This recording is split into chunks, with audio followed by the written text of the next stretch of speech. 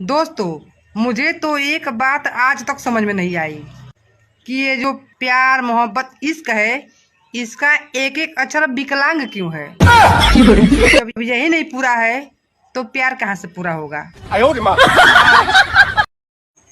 बिना कुंडी के बाथरूम में बैठा हुआ इंसान मोर्चे पर बैठे हुए सैनिक से भी ज्यादा चौकस रहता है।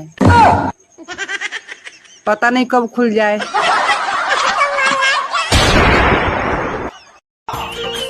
इंसान इतना मतलबी है कि अपने ही शरीर के अंगों से भेदभाव करता है।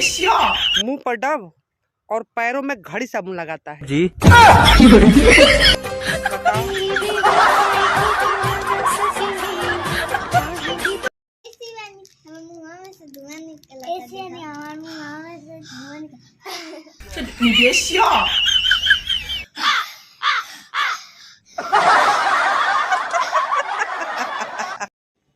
हम वो है जो कभी नहीं सुधरेंगे।